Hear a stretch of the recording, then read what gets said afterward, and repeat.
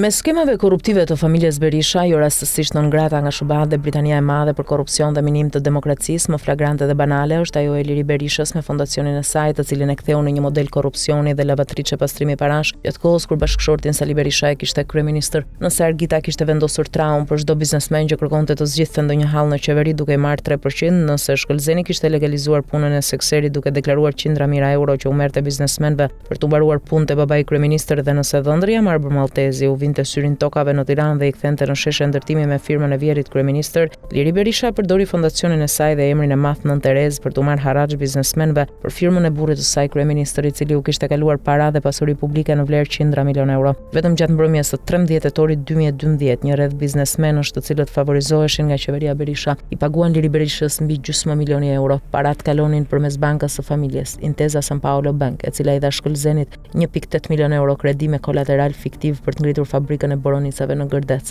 Biznesmenët hynë në garë duke bler gjoja në ankant, piktura modeste dhe mediokre me vlera të mëdha si kontribute për fondacionin e zonjës Iliri Berisha për fëmijët autik, por parat pasi kalonin në një mekanizëm jo transparent, dyshohet se përfundonin në xhepat e Argitës dhe Shkëlzenit duke investuar në pasuri të paluajtshme, histori për cilën do flitet në vijim. Biznesmenët përfitues të pushtetit Berishës thirreshin dhe arreshtoheshin në eventet e fondacionit të Iliri Berishës për të paguar me radhë duke ndar plaçkën publike që u kishte dhënë Sali Berisha si kryeministër. Piktura modeste i blinin sikur të ishin të Picassos, pa i parë kurrë më parë, shumica e tyre kishin parë vetëm euro. Paguanin lekët dhe merrnin piktura, disa nga të cilat më pas përfundonin në shtëpinë e Berishës. Protagonisti i kësaj skeme të dyshuar korruptive ishte edhe Rezar Taçi, i cili bleu për 100.000 euro një pikturë të Alush Shimës. Ish manjati kontroversi naftës Rezar Taçi, i dënuar me 11 vite burg për pastrim parash me mafian italiane, grupi strukturuar kriminal dhe kryerjen e veprave nga grupi i strukturuar kriminal, paguante her pas here harraç pranë fondacionit të Iliri Berishës, kamufluar me blerje pikturash. Para se të vinte në pushtet në 2005, Berisha e kishte kërcënuar Taçin se do ta nxirrte para drejtësisë, edhe se do t'i merrte pasuritë dhe parat publike që i kishte dhënë qeveria e Fatos Nanos, duke ja kthyer shqiptarëve. Por pas ardhjes në pushtet, Taçi u kthye në biznesmenin kryesor në oborrin e familjes Berisha.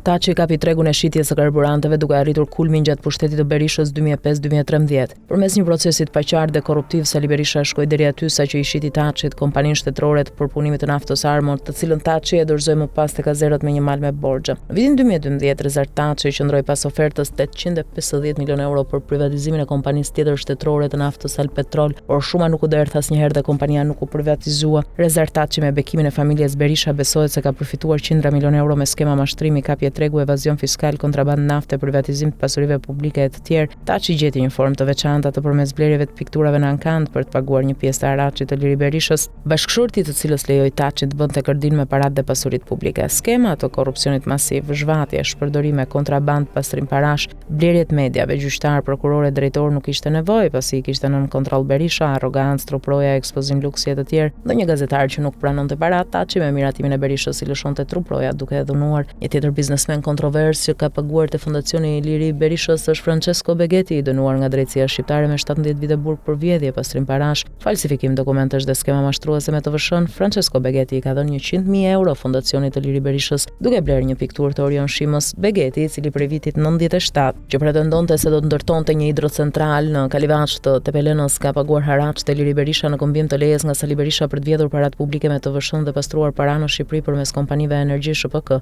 Cable System SHPK, 400 kV SHPK dhe Agonset. Veprimi i drejtësisë ndaj Beghetit jo rastësisht u dënua nga Sali Berisha dhe Ilir Meta. Biznesmeni i njohur Hetem Ramadani ka blerë gjithashtu një pikturë kundrejt një shume për 140.000 eurosh. Për zotin Ramadani nuk ka asnjë evidencë që mund të ketë përfituar nga pushteti i Berishës. Një oligark mielli i favorizuar nga pushteti i Berishës bleu një pikturë me vlerë 70.000 euro. Oligarku është pjesë e kartelit të miellit dhe gjobitur nga autoriteti i konkurrencës për monopolizim dhe pazare për fiksimin e çmimit të miellit dhe bukës. Pronari Union Banket Bon Leka ka paguar harraç te fondacioni i Iliri Berishës përmes Unionit Financiar të Tiranës. Dosja e Spakut për korrupsionin dhe pastrimin e parave të Dhëndrit të Berishës ja Marbër Maltezi me 17 kulla në pronën e tjetër erësuar shtetërore ish klubi Partizani, konfirmoi edhe një herë se Union Bank shërben si lavatriçe e parave të pista të familjes Berisha. Sipas dosjes, kompania Home Plan e sekuestruar me kërkesë të SPAK si aset kriminal kishte zgjedhur Union Bank për të kaluar paratë e pista në llogaritë e ja Marbër Maltezit, i arrestuar për pastrim parash dhe korrupsion pasiv. Vetëm gjatë periudhës gusht 2017 deri në dhjetor 2017 rezultojnë 80 transaksione parash të pista për përmes Union Bank. Union Bank mbuloi me para në formë kredie korrupsionin dhe pastrimin e parave të Damir Fazlić dhe familjes Berisha me pronat në Porto Romano, që blieshin me para kesh nga Argita Berisha dhe Jamar Bermaltezi me 10 euro metri katror, duke shitur menjëherë kompanive të Fazlić me 18 euro metri katror gjoja për të ndërtuar një park energjetik. Në vitin 2015 në media rodhi një raport sekret i OSBE-s me të dhëna trondice rreth veprimtarisë kriminale të kupolës politike të Tiranës dhe disa biznesmenëve. Edmond Leka përshkruhet në raportin e OSBE-s si njeriu që lëviz prej më shumë se 20 viteve parat e pista përmes Western Union,